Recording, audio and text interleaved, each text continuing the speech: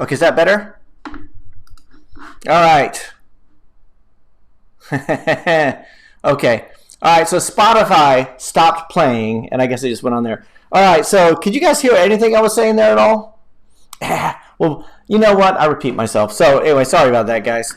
Let's see. That'll be a copyright infringement. It was Counting Crows for those guys who are wondering. So let's see. First, we got here from Minaj. Hello, sir. I'm new into the development world. Welcome to the development world. We all would like to welcome you here. Would like to listen to a few words, Ionic or Flutter, which path to take. I am not a huge Ionic fan. I used to be like, Ionic was my thing, right? I've done a lot of Ionic version 1s, and even now I'm still releasing Ionic 1 applications still out there. I mean, the platform still exists, but you got issues here and there with like different different browser versions. And Flutter sort of like, Flutter's been, Flutter had like high frame rate. So the big thing between Ionic and Flutter, if you're going to compare those two, is that Ionic is based on Cordova, which is a web view inside a container application. So, but because it's a web view, you could also release it as a PWA pretty easily. So you basically wrap it up there. You have plugins which can connect to all the native stuff, the camera, SQLite storage, all that kind of stuff. So it's surprising how much you can do with Ionic. And a lot of people will like poo-poo it and everything like that. And I was kind of like, I'm always afraid that there's going to be a thing where the App Store starts rejecting it because it's, all this stuff. And I did a video on it ages ago, and God, I got so much hate from that video. Let's see, and so we had all that. But Flutter, we had Flutter 2 come out a few months ago. So now Flutter for web is there. So when we talk about something where you do like a native application and web at the same time, Flutter is, it's getting to the point where you can just do everything with Flutter. So that's the platform that I've been focusing on for the most part going forward. The latest thing I've been trying to do is we have a lot of client applications where we have the Flutter as a mobile application, and the admin site is done in Angular, which is like, oh God, I'm not a big fan of Angular. So using Firebase hosting. Right, and what I want to do is get to the point where everything's contained within that, like the Flutter web, the admin site in Flutter web, and Flutter as the client application. It'll just make everything easier going forward. But so it depends. A lot of it depends on your current. If you're a web developer, Ionic might be the way you want to go. Rachel, hey, Rachel Reed. Hey, Rachel, how's it going? Sorry, okay, you guys okay? You guys could all hear me. Everything you can hear me now, right? Do we have quality issues? Oh, come on now. What do we got? Let's have a look. Let's see. Angelina, let's have a look. Let's see. Let's just have a quick look at the audio here because we did have everything working here before. Audio device, music. Let's see. Let's switch to another device. Can you guys hear me better with that? Is that any better? Stupid thing. Let's see. Okay, cool. We're just gonna go with the Mac sound. I've had my microphone borrowed recently, and I just plugged it back in, and now I've got all kinds of trouble. So, cool. So let's go back to what Rachel was saying. Rachel was saying, my client has registered for an individual account with Apple. It won't let me, the developer, create the certificate. Any suggestions on how to get around this? I've had this in several occasions. It seems to be happening more lately. Like, I need to say, make sure you get a business account, but then they have to go through all the different stuff. So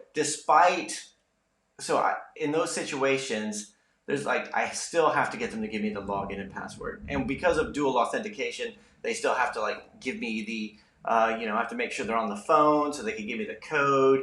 And then if I get logged out, so it's just in one shot, I'll go in there and create the developer certificate and the provisioning profiles all in one go and download them. And it is a pain because like a year later, those provisioning profiles will have expired and the certificate will have expired, and you need to go through the whole process again. it makes no sense why Apple does that, right? If you get the individual account, it's grayed out, so you can't even give the developer those kind of privileges. It makes no sense because trying to get a client or trying to get like a normal like signing the provisioning profile and all that kind of stuff is the hardest part, right? That's the part you don't give to another.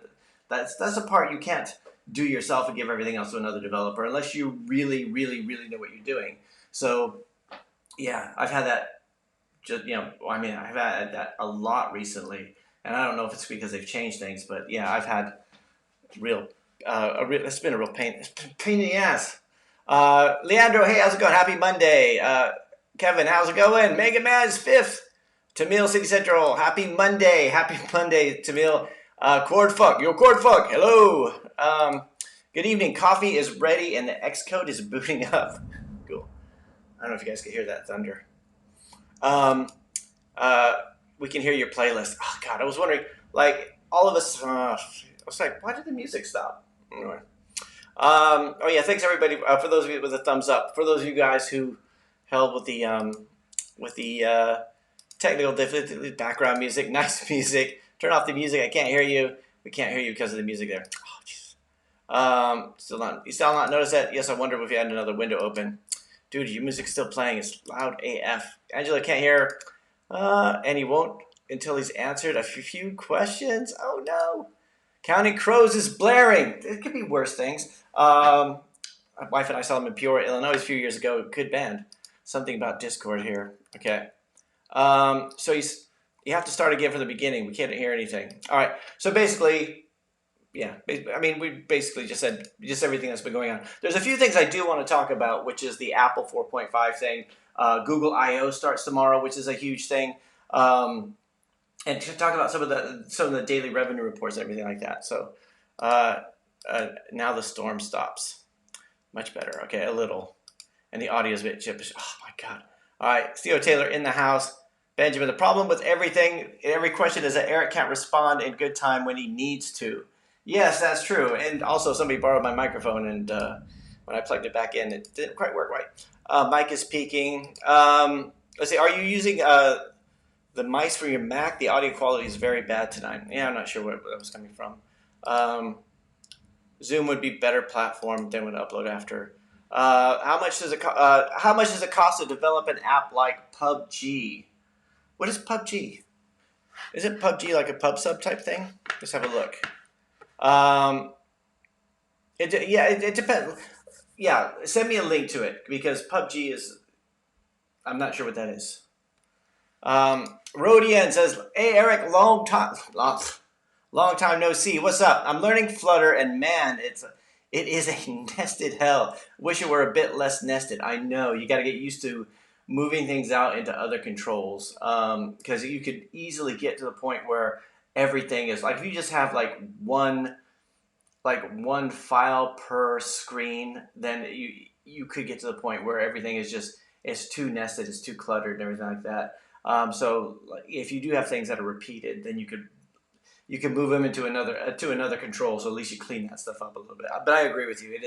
It can get very unwieldy very quickly. Let's see. Is there any reason why you you would code the admin in Angular and the client in Flutter? Well, because I wanted the client to be on the App Store, right? I wanted the client to be, I wanted to have the fast frame rate. I wanted to be to have all the plugins and everything. The hero animations. I wanted to have everything that an app would have.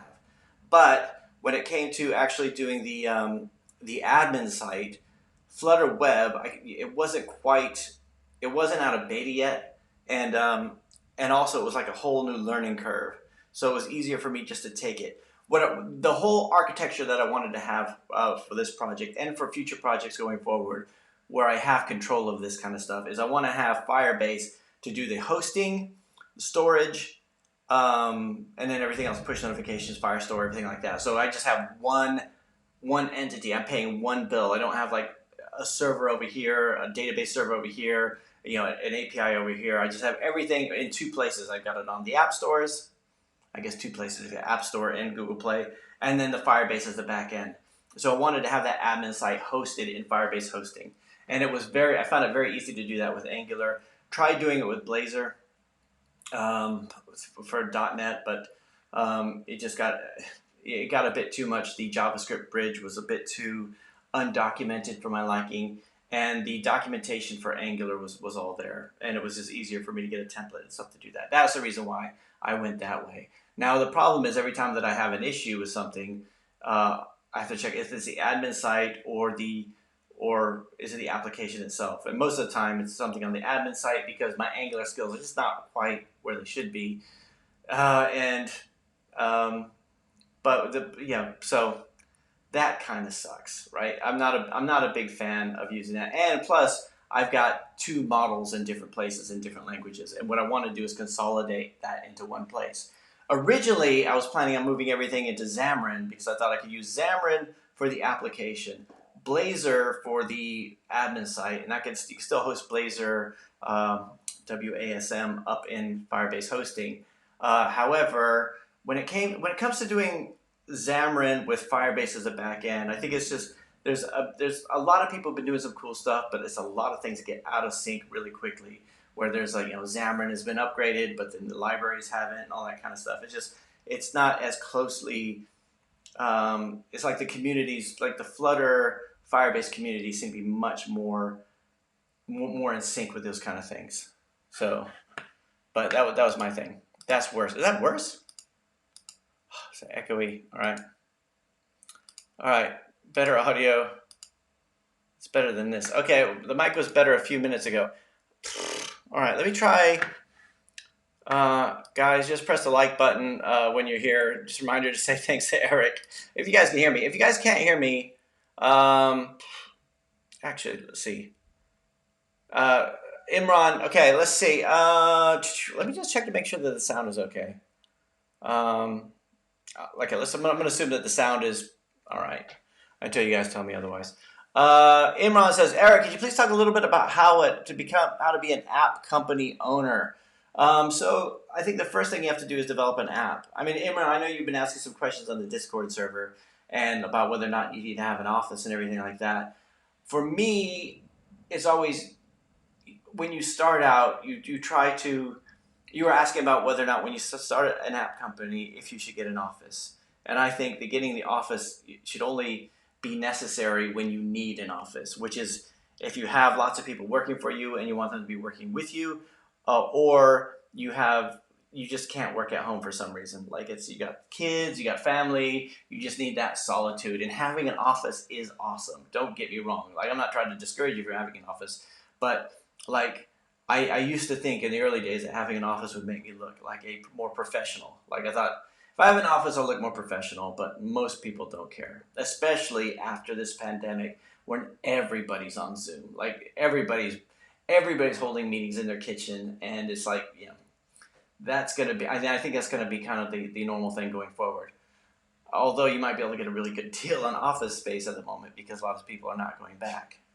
But you want to keep your costs as low as possible because your profits, unless you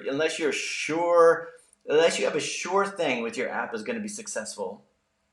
If you have a sure thing that your app is going to be successful, then, well, I don't think they exist, to be honest with you. So you need to test those kind of things. So keep your costs as low as possible. Xander Pixel says, hey, Eric, was it first time on the stream? Hey, welcome. Dude, today is like all kinds of technical difficulties. Oh, my God. PUBG is a game. Let's have a look. Well, I guess if I haven't had a look at it, PUBG, mobile game. So how much to do an app like this? Oh, yeah, this is the kind of thing, like if anybody came to me, let me show my desktop. So if anybody had come to me looking for, and asked me if to quote for something like this, I would not even attempt it, right? This is something where you have to start somewhere. And it's like saying, how much would it be to build Facebook? And you're like, well, even Facebook didn't start as Facebook. They didn't build everything at one go. They sort of started something, and then they started to build things into it. So this looks like something that's evolved over time with more and more graphics and stuff like that. So while we're over here on the desktop, though, I don't know if you guys have seen this. This was a few weeks ago on Engadget, talking about only 4% of U.S. iPhone users have agreed to app tracking after iOS 14.5, which they said even their optimistic climate, even their optimistic um, estimates were like 40% of people would approve it, which is like, which I thought was ridiculous. So this is like, when I saw this, I thought this might be the change of winds. Like things are going to change a lot in terms of the advertising space, in terms of like having personalized ads that track you everywhere that you go. And I think there's going to be lots of changes going forward, just based on that in terms of revenue and stuff like that. My daily revenue has been about the same. Most of my revenue still comes from iOS, even though most of my apps are on Google Play. But anyway, okay, so let's see. PUBG is a game. Okay, let's see. Cornfolk says, if you have nesting issues in Flutter, you are doing too much in one component. Yeah, I mean that's the in one widget. Yes. Imran says, what? How much time do you think it will take to develop an app like Tinder? Well, there's a lots of it depends. Like Tinder, even like I just said, like if you were going to develop an app like Facebook, I think I could develop an app like Facebook. I think I could do it fairly easily. Or okay, no, let's not say Facebook because there's lots of stuff in there. Let's say Twitter. I remember when Twitter came out. You think that would be really easy to do. In fact, Twitter was first done in Ruby on Rails, and I think it didn't scale very well. And then they fixed all that kind of stuff. But it wasn't so much what it does; it's how well it scales. So even if you were to look at something like Tinder, you could do something fairly simple, with swiping, and all the logic would be in the algorithm of like matching people to each other, and I would imagine that most of your costs would go towards advertising, because if you have something like a dating app or any of those or any kind of app where you have two fronts that you need to go to. So you need to make sure there's enough women on it, and you need to make sure there's enough men on it, right? So you're going to have to make sure that they can find it, because those first few users that go on it and find out there's only like two other guys on there, then they're going to delete it, right? They're not going to wait around till other people show up. So you need to have this big launch, which means you need to make sure that everybody knows about it beforehand. So to me, it sounds like it would be really difficult to do. Let's see. Tamil City Central says, which app can grow soon and make good revenue with less promotion? Which app could?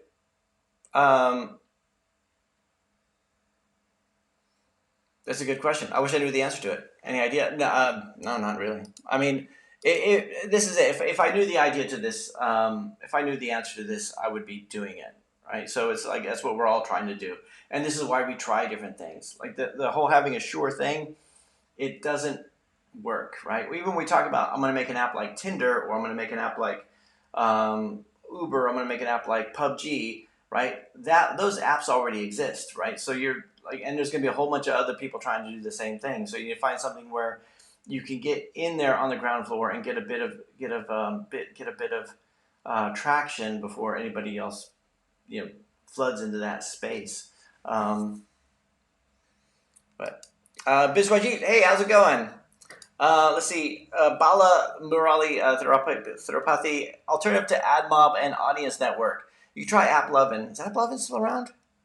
I mean, it's been a while. I've been on AdMob almost exclusively for the last few years. So I still, Facebook Audience Network is still there. Amazon has an ad network, but for me, it's just always, I just preferred AdMob. Just because every time I've done anything, I've got the revenue from AdMob has always been much higher than the other ones. Now it's been a while since I've tried any other ones, so if anybody knows any difference, then let me know. Yo, Cord Funk. Yo, Eric. Any new projects of your own? Yes, I'm working on this one, which is, again, it's the one with the Flutter project with the admin site built within the application using Firebase as a backend. It's a corporate quiz game, which I've been trying to do this for a while.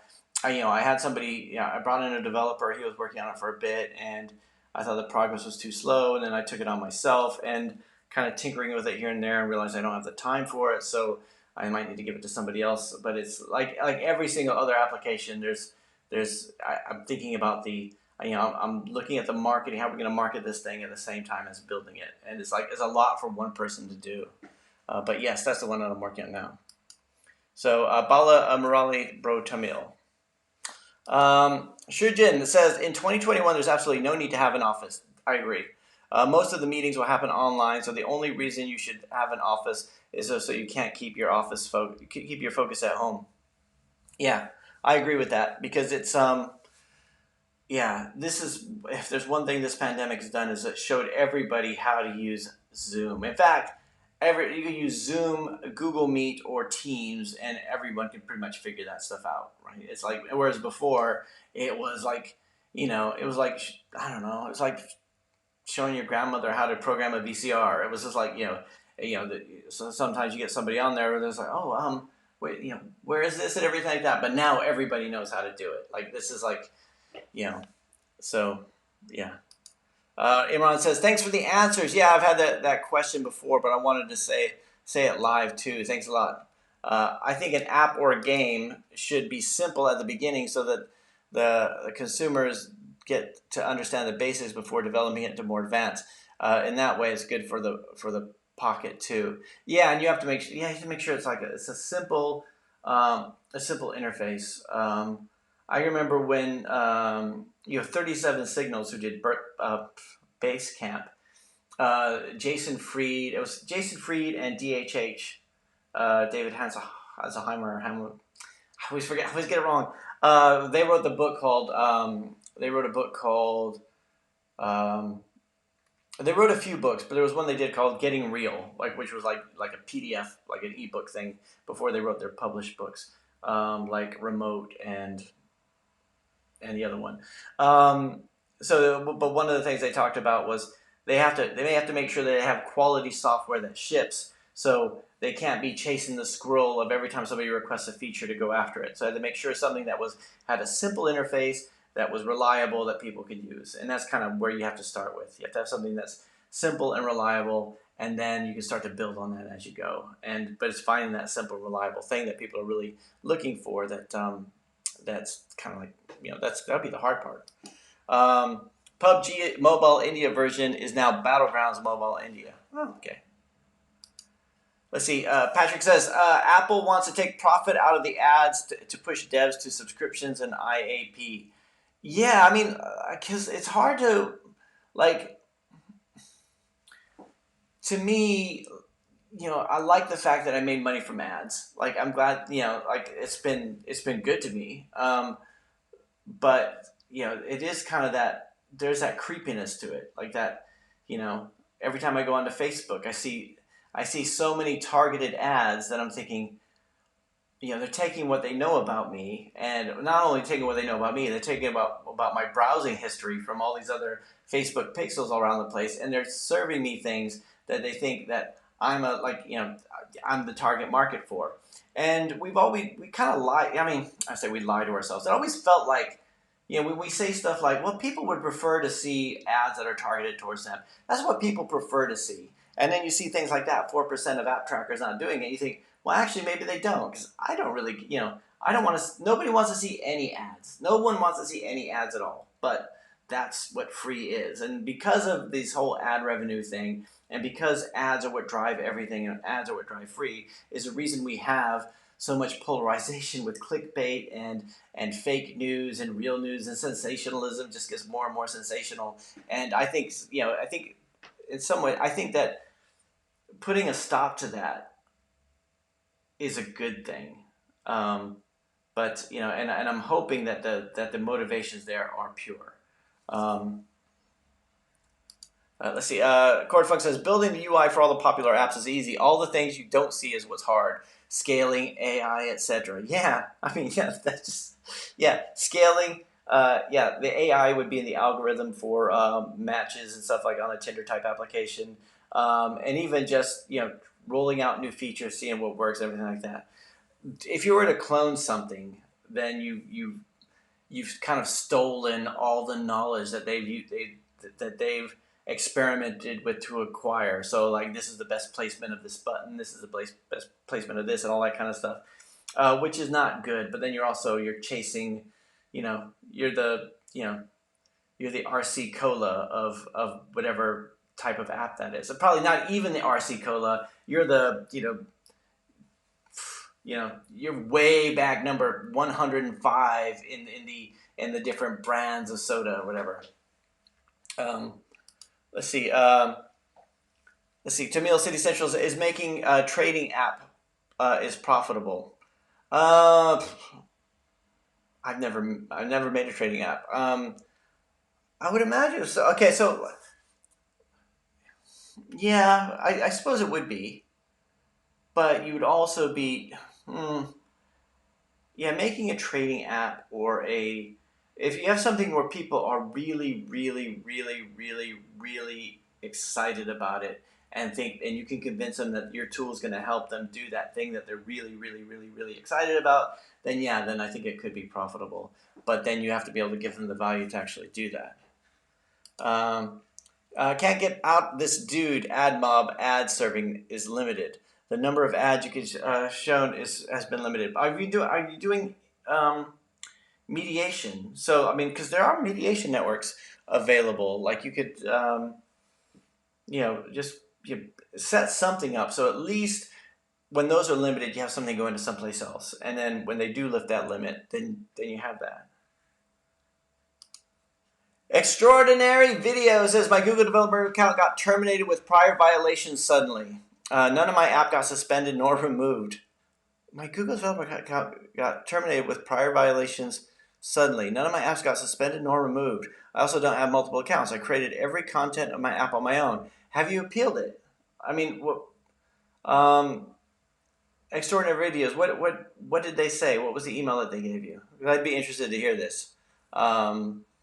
Because for me, every single time I got some sort of notification. I never got a warning. I'm not saying I got a warning. I got something to say, oh, because you violated such and such rule, right? Which rule have they said that you violated? Let's see. Imran says, Eric, how much would you charge to develop an app like Tinder? This is what, again, we're talking about scaling. We're talking about all that other kind of stuff. So, something I wouldn't even venture into that.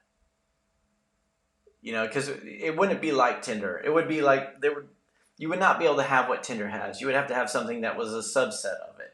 You'd have to have something that maybe might not be as scalable, might not be as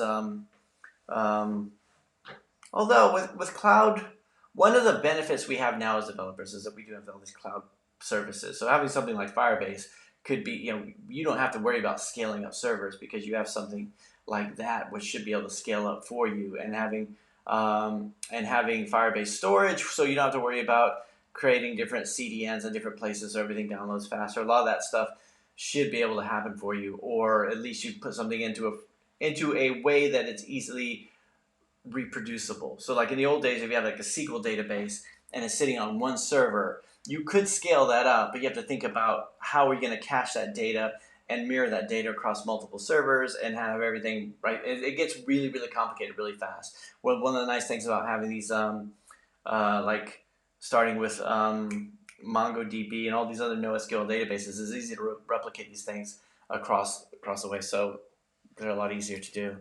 Raleigh, what's your app name? Try Facebook ads. What do you think about QR code scanner app? Check once on Play Store, bro. All right, bro. Let's have a look.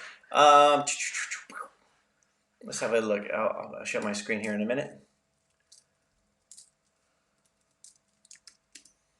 So one of the things I'm excited about over the next few days is to find out the updates to Flutter and Firebase on Google I/O. So there should be like a few announcements coming up for those kind of things. So what am I looking for? Looking for QR code scanner. Yeah, this. Yeah, I think I don't know. I think it might be a bit saturated. Look at this. Wow. Like, yeah, okay, so if you did a QR code scanner, what kind of icon would you use? I'm just wondering. Look at that. All right, yeah, yeah, you're gonna have to give me a bit more on that, um, because let's see,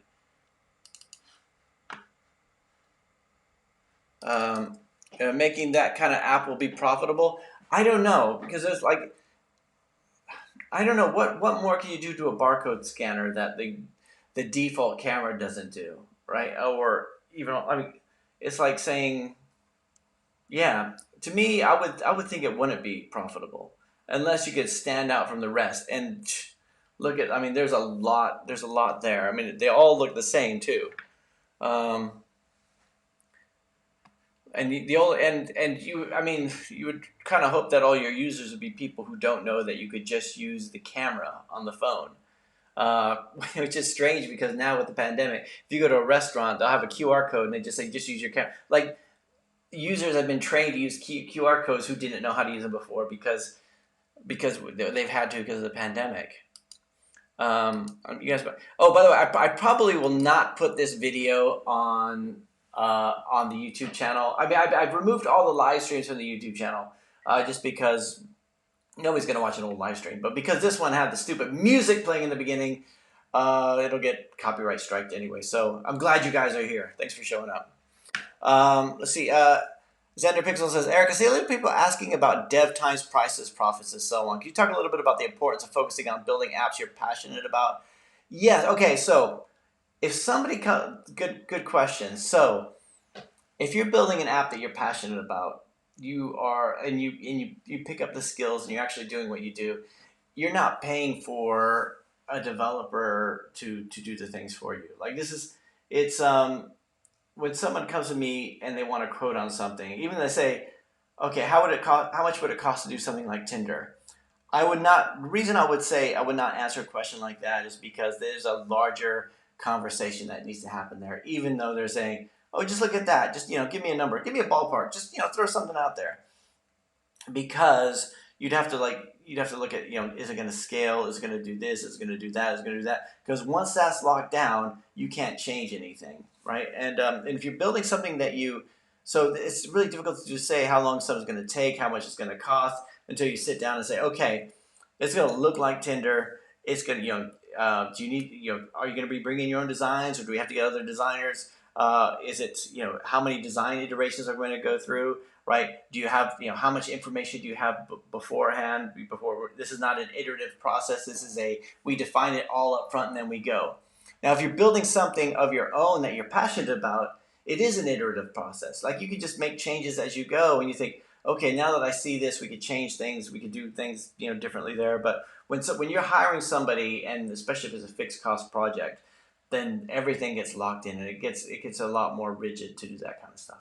And you need to make sure that you understand exactly what they do and all that kind of stuff, which is probably the most frustrating part about doing client work is making sure that you could making sure uh, that you understand the project completely before you even get started. Um, so let's see. Unity ECS says I earned from cryptocurrency trading in 3 weeks more than 3 years of hard work and development. It is not fair. Okay. Tamil City Central says I don't know anything about coding, but I want to develop an app and publish and earn. Is it possible in a short time within a month? If yes, then what is the beginning software to learn? Um, if you wanted to do something quickly and get something on the App Store and you didn't want to do the coding, you could look at something like Appy Pie.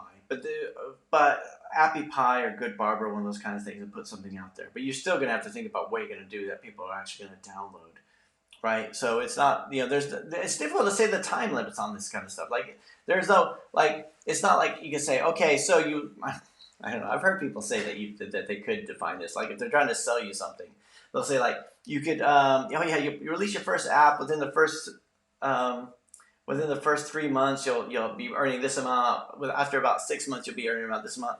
I had a prospect come to me like 4 years ago, and he told me that he spoke to another development company that wanted to charge him some ridiculous amount for the app, but they guaranteed him he would make his money back in like 2 years, like after 150,000, like he should make it back in about 2 years. And I thought, what, really? Like that's like, you know, anybody who's ever done this, like everything, like it just didn't make sense. So it's a lot of times when we talk about the cost and the time a lot of the time time and the cost is influenced by many things, not just the functionality of the application. It's like how much predefinition do you have on the application itself? How difficult is going to be the client to work with? How difficult is the technology to work with? There's all kinds of different things that go into that kind of stuff. So. Um, Ben Mohammed, hey Ben, how's it going? I'm gonna release updates for 3 of my apps and convert them to Kotlin. Where have you been, Eric? You haven't been about on YouTube. Did you have Corona? No, I've just had I've just been like I've been busy. Okay, so I had a project that was that didn't go well, and it was kind of like just this thing where I thought maybe I could just get this thing done, and in the end it was just one of these projects that didn't go too well, and I was kind of like, yeah, every so often you take a hit and you're just like, oh, just you know. So I've been doing the live streams, but the last 2 weeks I haven't done the live stream because I had like family things, and then it was a holiday and everything like that. So today I was so excited to start, and bam, I messed up with the audio thing at the beginning. But yes. Extraordinary. So yes, I appealed them about my account termination 2 days ago, and it's still in review. Well, 2 days isn't bad. But what was it? Did they give you a reason at all? Patrick Chasco says using a QR app is less convenient than just using the camera. Yeah, I know, that's kind of what I think too. Ravi Sharma says a friend of mine just started with apps and AdMob and made his first 1.2 euros. He was literally jumping with excitement. I know the first money's the best because it's like it's a trickle. It's a trickle. You think, how do I get more? And my thing was, I'll just build a whole bunch of apps, and then that didn't work quite as well. But Mzwandi says, "Hi Eric. Hey, how's it going? It's Mzwandi from South Africa. How's it going? I am a mobile apps dev. Recently started my own apps company. Could you expand more on how to get ways to get clients without having an app one has built before as a company?" So let me just turn off this thing here. Okay, so the first thing you have to do is, it's kind of like the same as getting people to download your app. You have to make sure that they see who you are. You either have to do that through inbound marketing or outbound marketing, or most likely be outbound marketing if you're just getting started, because you're not going to have any content out there that people are going to find or anything. But you're going to have to so the best way to do is to reach out to them and then try to find them that way, right? As a lot of people say, you should go onto Upwork, but going onto Upwork is like you basically are putting yourself in a lineup with everybody with a similar skill set. What you want to do is reach out to somebody who might not know to look at Upwork, might not know to, they might not feel comfortable with that, so they feel comfortable with you. All right, and so that's the one way you can start with to begin with. But there's so many people out there cold calling and stuff like that, which I hate doing. So for me, what I found more successful was, first of all, the YouTube videos help, putting content out there so people actually do find me. When they do find me, making sure that I have applications that I can show them. So some of the applications that we've done have been, like I genuinely thought this is gonna make loads of money, and some of them had made a bit of money, but other ones were like, this is more like a portfolio piece. I want to have something that when people say they want some sort of business type application or a interactive ebook, I want something that I can show them. So that's something there. Just having that portfolio, because really, if you were going to hire somebody, what you want to know is, can I trust this person? Can this person deliver? And can I afford them? Like those are the things you're going to be thinking about. And the trust one is probably the biggest one. And if you can put things out there saying, I've done this before, I'm willing to answer all your questions. I'm willing to guide you through this process, and that you'll do whatever you have to do to get this project done. Then that's really what you want to do. But the hard part is just getting in front of them. It's almost like when you download to getting your app on the App Store. Your app could be better than every other app, but if nobody can find it, then it doesn't make a difference. So what you need to do is you need to make sure that you can deliver, but at the same time you need to make sure you can stand out and get in front of people too. So there's lots of different ad networks and stuff that you could use. I mean, Facebook ads would be good. Actually, my favorite one to use for prospecting is LinkedIn Sales Navigator. So LinkedIn Sales Navigator, you could go in and you could put like a query in. I wonder if I could show.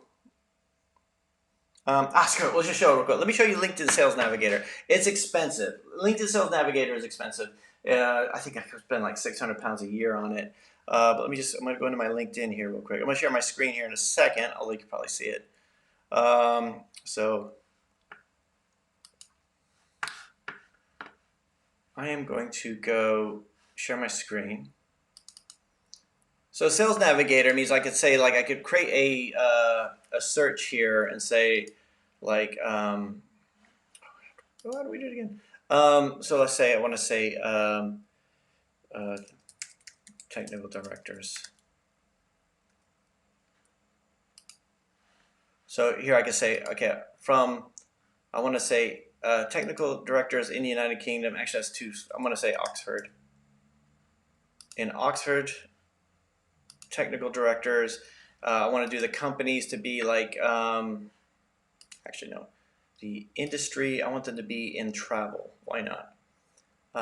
So I would say so you can do all this kind of stuff. And with the Sales Navigator, unlike normal LinkedIn, because LinkedIn you can do these kind of searches too, but you could still see who they are. So then I can say the seniority level. I want to make sure that they're like, okay, it's because of the size of the company I'm going through, I want them to be a director, not necessarily the owner, because whatever the function, you can say I want it to be like a travel company or whatever, or the job title. So but you got all these different search criteria so you can go through and look for these people and actually go through and reach out to them. Now, a lot of people say that you should use the you could use the LinkedIn messages, which I totally don't even pay attention to LinkedIn messages because they're so spammy. So you could try to reach out to them, sort of like create this called the hit list. So these are the people that we would like to reach out to, and this is where it gets really. It gets like you kind of find out who they are. You can either reach out to them. You could do it through email or post, or in email you get a whole GDPR thing, so it's kind of iffy. You could cold call them. You could do, there's all kinds of things you could do to reach out to them. But then, at least then you have that prospect list, right? You're looking at who are the people you want to do. But because of that, you have to think about who your prospects are. Like for me, there's a lot of the businesses we work with are like in construction companies. For some reason, it just kind of happened that way. So it gets this portfolio of projects that are in that area. So if I'm going to reach out, I'll do that kind of stuff. But luckily, a lot of the stuff is inbound now because of all the content stuff we put out. I don't know if that's useful or not. Imran says, I just want to make sure. Did you say that I have my designs for the app I want to develop? I'll have to pay less to the developer. The more information you can provide at the beginning of a project, the better. So one of the things that adds to the cost is meetings, requirements gathering, scope creep adds to a project. If you know exactly what you want and you're able to define every single thing and answer every developer question, yeah, you're gonna have less. You're gonna probably have to pay less for it than that. But that's you're still gonna have other questions that come up. It also means you lock yourself in, right? Sometimes we have client projects where they might come through and say, well, we have employees that need this and this, and I might come up with a proposal and say, how about we do this, this, and this, right? And all that cost has to go somewhere for that time, and so usually that goes to the clients too, if that makes sense. Mohit says, hey Eric, hey Mohit, tell us how you started. How did you get your first project as a developer? Okay, I've told this story before, but it's a good one. You want to hear it? You want to hear it? So I came to this country. I came to England Oh, on Wednesday. Oh, yeah. Thanks everybody who's given a thumbs up, by the way. I appreciate it. Um, so I came to England to the day after tomorrow, the 19th of May. It'll be exactly 23 years ago that I came to England. I came here. I was 25 years old. I was in the army, and then I went to university, and I got my degree as a in history. So I majored in history, and I minored in psychology. And I came out here thinking I'll just get a teaching job, but that wasn't going to happen because I wasn't qualified to teach in England, and I thought we'll just move out for a few years. And then I started applying to jobs, and I couldn't find anything. I mean, nothing. I was sending out CVs, I was doing 10 CVs a day, and I was just applying to anything. Like, I had an interview at Blockbuster Video in Oxford as a night manager, and I didn't get that job, which was like crushing. I had a job in a factory packing yogurt into boxes, right? So every night between 11 o'clock at night and 7 o'clock in the morning, I put on these I go to this factory and I put these white willies on, and I stand at the end of this treadmill, and the yogurt would come down, and I would put them into boxes, stack them on a pallet. Just that was it. That was my, I was basically just a machine, right? I didn't go to prestigious university, and my self confidence was really, really, really low. But I still went through, all these different interviews and stuff like that. And well, no, uh, of the hundreds of CVs I sent out, I had three interviews. One was a Blockbuster. One was Thames Trains ticket collector, and then I also got this one as open evening at an investment bank in Canary Wharf. Now I was in debt. I had a baby. I was making 150 pounds a week, and 100 of that was going to my mother-in-law because basically we were staying with her. We didn't have a place of our own. Like everything. Basically, I thought my life. I just made such a huge mistake. Right. I don't even know what I'm going to do with my life. I didn't even know what to do. And then I got this interview at Barclays Capital in London, and I didn't have a suit. Like I didn't even have a suit that fit me. So I went to the charity shop, thrift store, and I bought a suit for £8. It was £8, and it was probably belonged to a dead guy. I had my army shoes, and I also got the shirt and the tie at the charity shop. And I took the night off work at the dairy and went to this open evening at this place. And and they interviewed a bunch of people, and somehow they liked me, right? I had no computer experience except for WordPerfect. Like on my CV said, the CV said I was in the army, I worked at McDonald's, I had and a few other places. Like my skills were WordPerfect, which I didn't even know WordPerfect. I didn't know any macros or anything. I knew WordPerfect, which was like a precursor to, well, it was like a competitor to Word back in the day, and I knew, and I had cash handling experience, cash handling, and I could speak Chinese, but that didn't help me anywhere.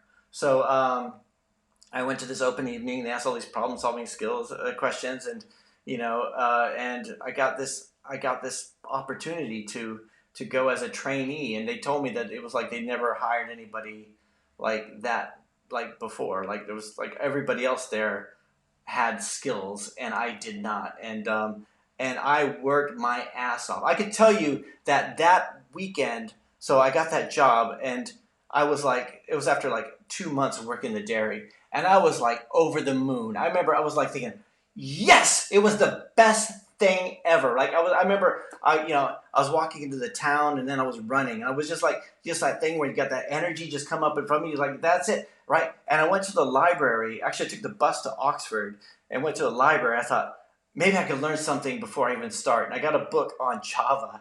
I got a book on Java off the shelf, and I thought, and I read this, and I got this book, and I checked it out, and I thought, okay, I'm going to learn as much about Java. And the reason I chose Java was because I had heard of it. Like I'd heard, I thought, oh, it sounds like coffee. It's this programming language. And I got this book on Java, and I started to read the introduction, and I thought, I am so screwed, right? I thought I'm going to be the most embarrassed person ever, because I was like, it was way over my head. There was like no, like for those of you guys who are starting out in programming, when you look at that kind of stuff, you think, oh, I just don't have this kind of brain. I'm just not this kind of person. I'm just not the kind of person who could do this. That's what I thought. I remember thinking, like, after telling my wife, I was like, hey, I got this job. We're going to be okay. All this kind of stuff. And then saying, they made a mistake, and to this day, I think they may have made a mistake in hiring me. Like I think they may have thought there might have been another guy named Eric there or something.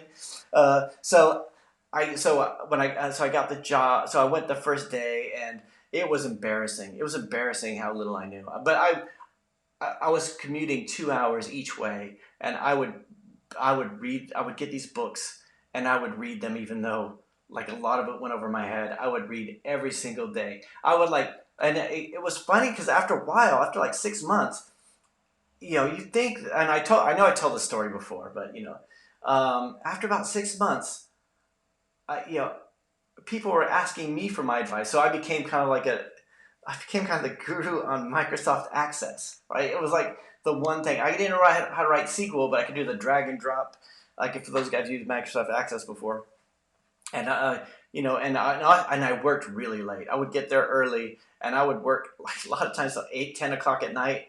Catching the last train home. It was not good for my family life. Like, I had a baby at home that I hardly ever saw. I was just, I would go in on weekends a lot. I was kind of like that. I was the go-to guy. I was like, I had no skills, so I thought I would just be extra. Um, you know, I did not want to lose the opportunity, because they told me, like, I remember the manager who hired me, not the guy who hired me, but the guy who acquired me. Like, he didn't like me at all. Like, this American manager, and he was not happy that I was on his team. He was like, I don't know what to do with you. So I was like, which was like, just like kick you when you're down. But I was like, I wasn't gonna let that get in my way. I was like, I was gonna make sure I made the most of that opportunity. I was gonna, like, you know, like, it's not gonna get away from me because I didn't work. And I would read these books not just on the train. I would read them at home. I'd read them on the weekends. I remember, I, okay, I may have borrowed a copy of Visual Basic 6, and it was like at home, like tinkering with that and stuff like that. You guys don't have to worry about that now because most development tools are free, right? But like, it was, you know, it was, yeah. After a while, after a couple of years, I got my Microsoft certification. I got my Java certification. I was like, I didn't pass up on any opportunities. One of the things that I find difficult when I hire people is that I kind of hope that if I give somebody an opportunity, that they will sink their teeth into it and say, I'm not going to let this go, right? I'm not going to have to let them down. And that was my whole thing, was like, I am not going to do that. And it was strange how people who were on it almost seemed like people were on this career path, like they went, they want to do the computers their whole life. They were like, went to university, all this kind of stuff. They were moving at a certain speed, and I was playing. I had to catch up with them. And then when I kind of felt like I had caught up with them, I still kept going at that speed. So like, when somebody calls me into when a manager comes with me into an office and says, "What can you tell me about Silverlight?" It's not like I can say, "I don't know, I never worked with it." It's like, no, I have to know about it. I have to know about these kind of things, and that's what the players do. That's what, if you're going to be in this industry, this industry moves too fast. You can't let it pass you by, right? Because if you just stay on that one thing, you could be the expert on the next big thing, right? You become a Flutter expert and be in competition with somebody who hasn't quite got around to learning Flutter yet, right? Or you could be like, because they're just, they're doing their jobs or do whatever, which is like, we all get into that. We all get into that rut where we're like doing the one thing, and we're not looking at what's around the horizon, and we're also making these guesses. Like, I remember learning WAP, which is the Web Access Protocol, which is kind of like the HTML for old Nokia phones and stuff like that. And I remember learning that, thinking that was going to be the next big thing. No, that died. And there's other technologies that Silverlight was a big one. Like, Silverlight was huge for me. I was like, Silverlight. I got really good at Silverlight, and that died. But although the concepts of Silverlight are very much the same with Xamarin and WPF and everything like that, stuff like that. So a lot of that stuff, it keeps coming up again and again. Like you very rarely do you get a language which is so completely new. You have this, you basically have you have your variables, you have your operators, you have your functions and methods or whatever. You have your loops, you have your your entry point into the application. You have your state management. Everything kind of works in the same way, but just slightly different between these languages. So once you get on there, if you could sink your teeth into it and learn these kind of things, even though it feels like it's just slightly out of grasp, right? Like there's times I remember trying to learn object-oriented programming. Sorry, if this is boring to you guys, just hit the thumbs down. I'll get the hint. But I can remember trying to learn object-oriented programming and thinking it's like, because I was a VB guy, and thinking that every time I'd ask questions about it, I went to a class on object-oriented programming that was like this free class, and I kept asking, well, what is an object? And they would say like, an object is like, think of a car. A car is an object. It has methods like drive and stop and park, and it has properties like number of doors. I said, yeah, but is it like a class? Is it a module? It could be. Think about a car. They kept going back to the same thing, and they were like on one level, and I was on another level. And I'm trying to think specifically, show me what that looks like, and they're like trying to talk about the concept of it, and then there was a time where it just went click, and it was like and basically I saw somebody use it, but it was like, ah, oh, but why would you? Oh, right. It's kind of one of those things. It's like inversion of control, or design patterns, like the Gang of Four design patterns. Like until you see it used, you're thinking they're just trying to be fancy here. Like they're just trying to do something fancy here, and then you see the implementation of it. You start thinking, oh, I see, testability. Until you see somebody use unit tests, like really use unit tests, like test-driven development, then you're like, I see. I can understand why that happens. So there's always this bit, like when I think back to going back to that, reading that Java book, like I'm thinking, dude, this is like so. There's no way I can do this, right? And and it wasn't like I knew it was going to take me. I mean, it was like seriously 2 years later. My salary kept going up and up, and then 2 years later, I left to go find a better job, which is like I think that's what you do. You jump jobs, and then I was working a place for a few years, which was just, and then I went and did contracting, and I'm thinking I'm not smart enough to do contracting because look, I was working in a factory, and then you get this, and then you start realizing that it's a lot about just can are you do you know what's going on? If somebody comes to you with a question, like do you genuinely can you sink your teeth into something and do it? And the more you do it, this is why I say like it's not so much the books that you read, it's the hours that you spend. Those hours that you spend, like you spend like a day and a half trying to think this was working before. I don't know why it isn't, and then you find this it's a disk space issue, or maybe a semicolon's in the wrong place, or there's some like it's just like you're just like but all that stuff helps, and it builds that muscle to do what you're gonna do, to where you can just look at something, like you just look at a problem and go, okay, like you just have those problem solving skills, which is why I was really really well paid for what I do, because of all those kind of things. So when you get started, you have to start somewhere, and you have to start at the beginning. So, and even though you're really proud of your code, 2 years from now, you'll look back at it and think, ooh, yeah, that wasn't, and when you're like, okay, I'm being really elegant with the code, maybe too elegant, I'm spending too much time. And you also know, like, when you're like, I'm kind of getting a bit hacky at the moment, like it's just, I don't like the way this is, but I need to move on to the next task, and then you kind of do that kind of stuff. So I don't know. That's kind of how I started, and it's been a progression ever since then. Um, Imran says, I have the design tool that Apple would like. Well, what does it need to just make it into an app and give it ability to work? How do I find investors for my company? I mean, is there any website or anything for investors who want to look into investing in new ideas? I'm not sure. I don't know. The thing is, I don't invest in apps. And if you're going to find investors, you're going to need to have like a really compelling argument for it. But I've never had investors on any of my apps, I'm afraid. Sorry to ask too much. I know people are asking now, so I'll keep asking if that's okay. Eric, where do you live? I live in England. I would like to, my idea, maybe think of uh, maybe wanting to invest in it because it's so unique and it is needed. If you live in, if you live in Europa, I could present it to you. Yeah, I mean, yeah, to me right now it doesn't seem like something that I'm interested in because I mean, I get a lot of proposals for stuff like that, and there's somebody has to assume the risk, the financial risk of this, and so like if you wanted to hire somebody, I'm sure you could find lots of developers who will work on it, but yeah, I don't know. Um, Rachel says, sorry, Rachel, it took me so long to get to your question. How did you cope with scope creep, with the steep learning curve of learning how to code and app development? So it was like app development was, I remember app development kind of feeling like it was a bit out of my uh, grasp too, which is why I was like, phone gap was a thing that I was like trying to do a phone gap application, which is strange because I've talked to so many people who try to do phone gap. And so then I started doing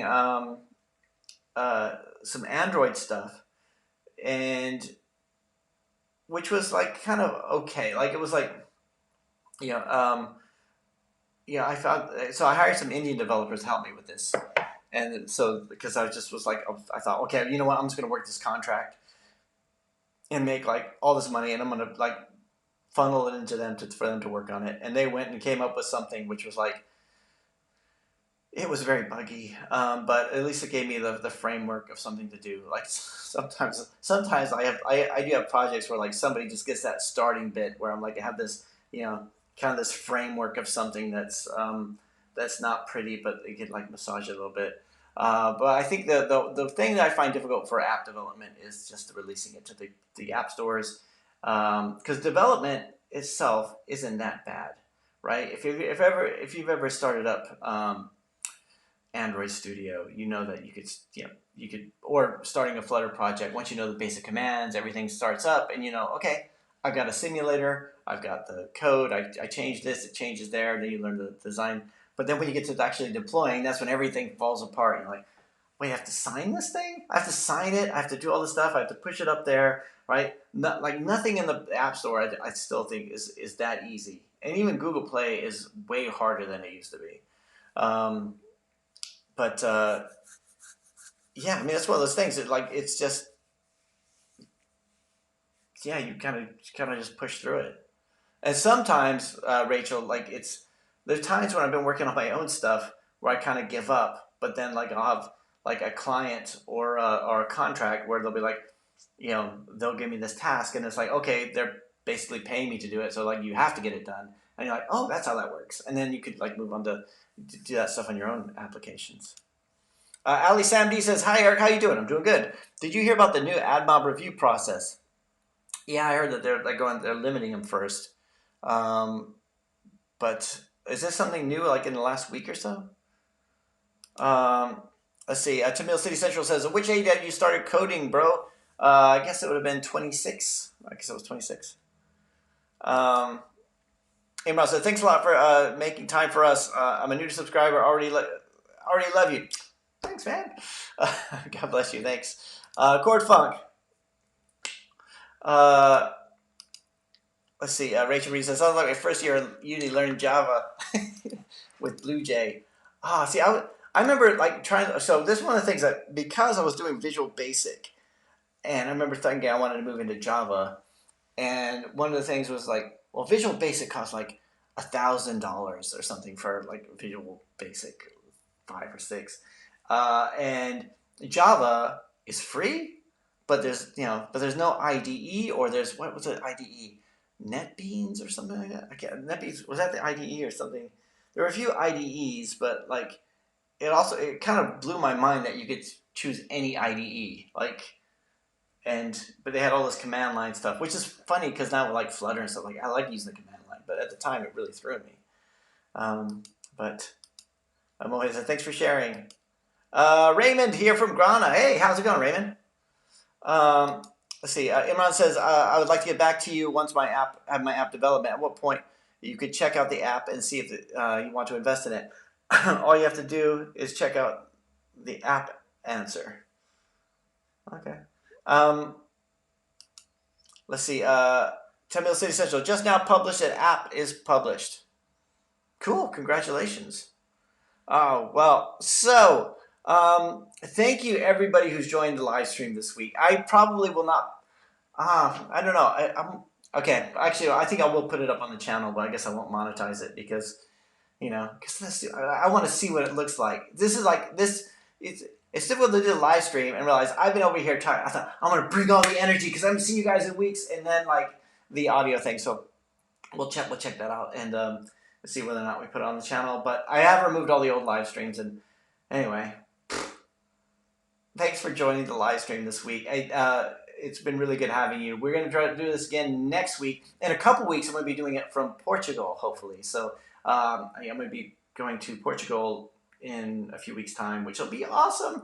And that's it. Hey, have a great week ahead. Thanks for joining the live stream. Thanks for the thumbs up, and I'll talk to you guys again next time. Bye.